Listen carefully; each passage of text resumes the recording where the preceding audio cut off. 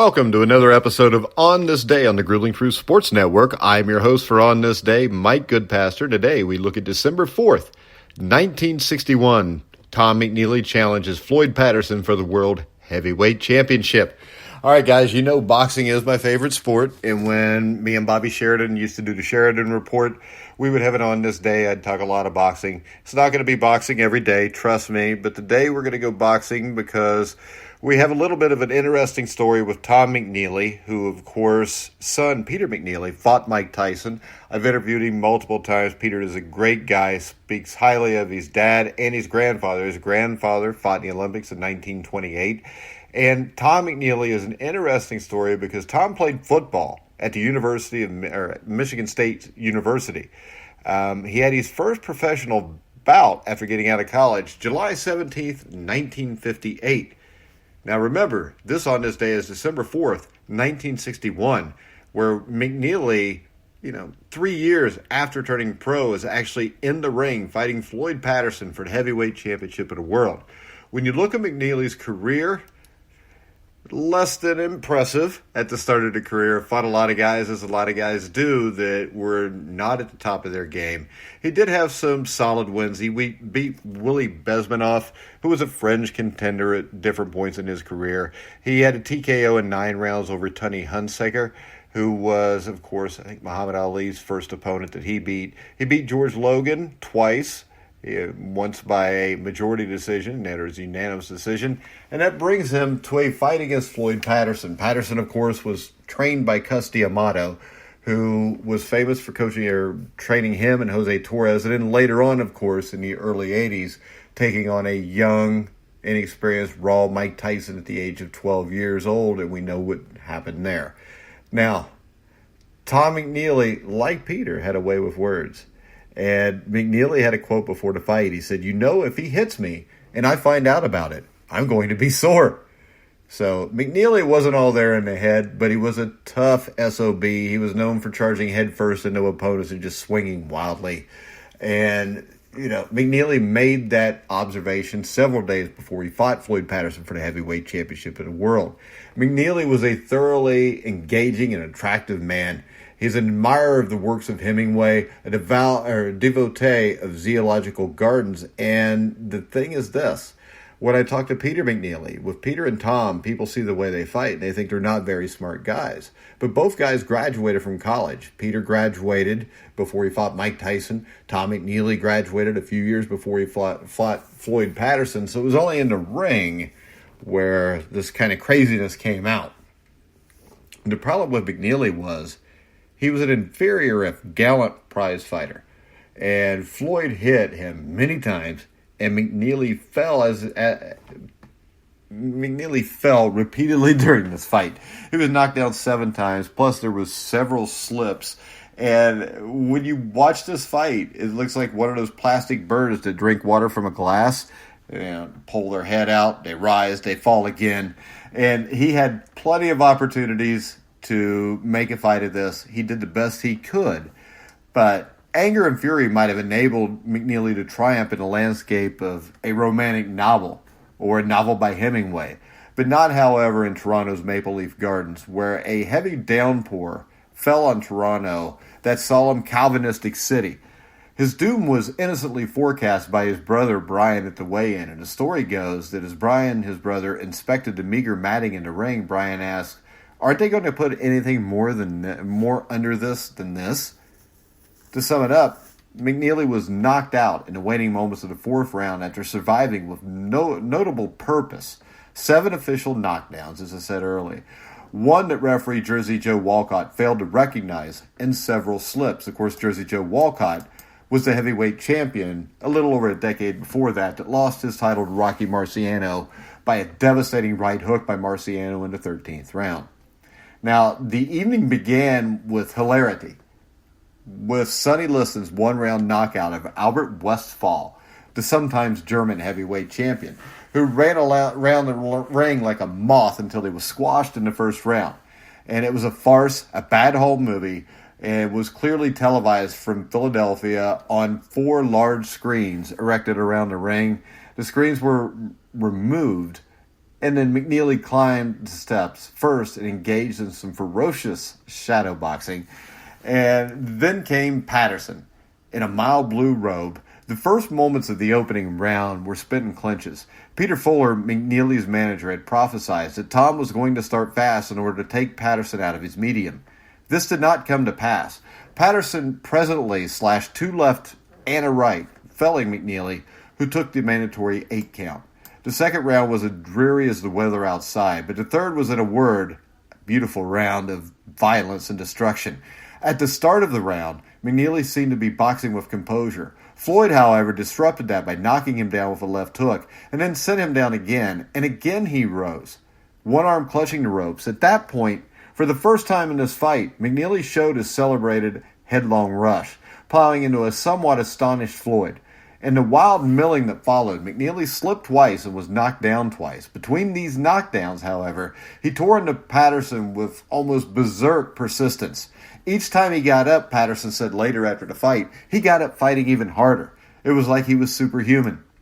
At the beginning of the fourth round, McNeely stunned Floyd with a mighty butt of his handsome blonde head and followed up with shoulders and elbows.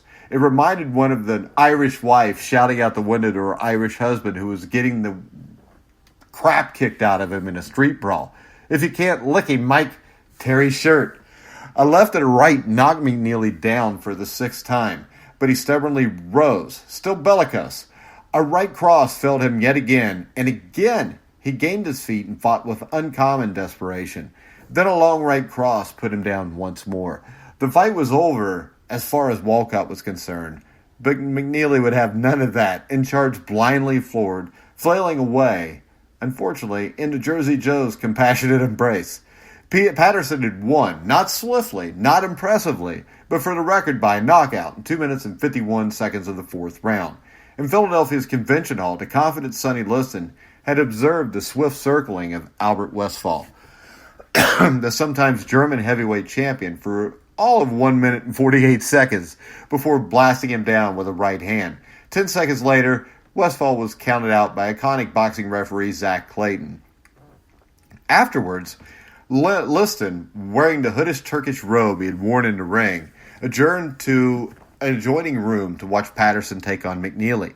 "What do you think of Patterson?" a reporter asked Liston as he was watching McNeely get knocked out. And he said, "Tell you what I think." Liston demanded incredulously, "Tell you what I think? You want me to blow my chance of getting a fight with this guy?" And that was proven to be very prophetic, as shortly after this fight, Floyd Patterson would fight the great Sonny Liston. And Sonny Liston basically ran Floyd Patterson out of the ring in one round, one devastating round, and then did it again after that. The sad thing about Floyd Patterson is Floyd Patterson was a great fighter. In the days, if he would have fought at light heavyweight, he would have probably been a champion for a long time. He may go down as a top 10 light heavyweight of all time. He was that skilled.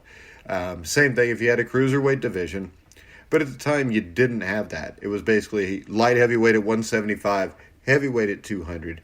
Floyd was a guy who, was 6 feet tall, probably weighed most nights 100 to 200 pounds, somewhere in between there. He was undersized.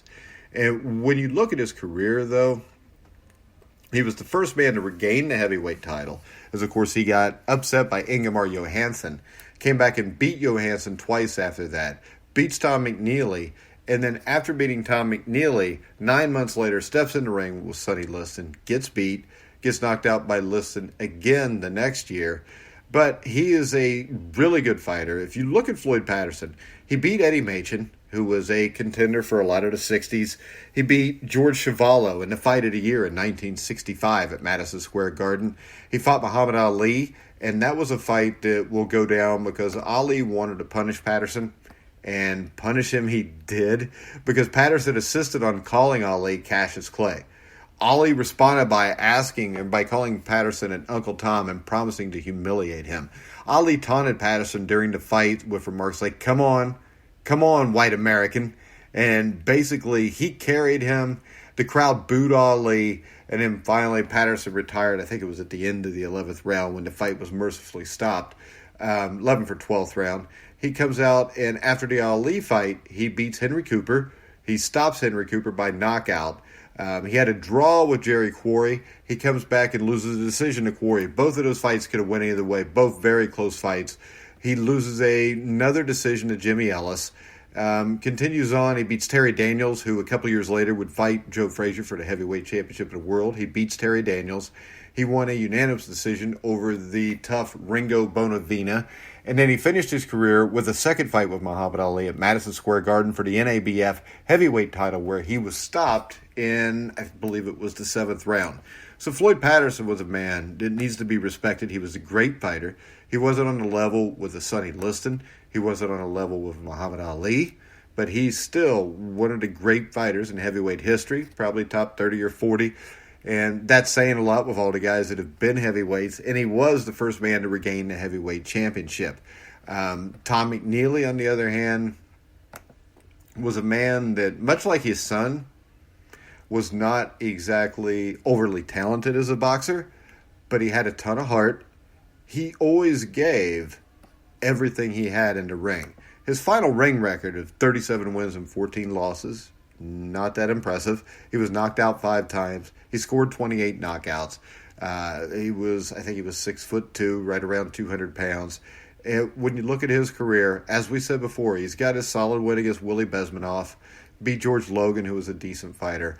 After the Floyd Patterson loss, he did lose a unanimous decision to Willie Pastrano, who was a former light heavyweight champion. Went on to then lose to Brian London. Got knocked out by Doug Jones. So the thing here is this: lost by knockout to Thad Spencer, who was a contender. Oscar Bonavena knocked him out. So he was a guy that wasn't afraid to beat anybody, or wasn't afraid to fight anybody. But there's very few big wins on here. And really, after the Floyd Patterson win, nothing of note, no wins of note. And really, before Patterson, the only real win of note for him was Willie Besmanoff. And it's not like Besmanoff was a world beater. He was 51-34, and that was Patterson's best win. But I just thought it would be interesting to bring up because I personally know Tom's son, Peter.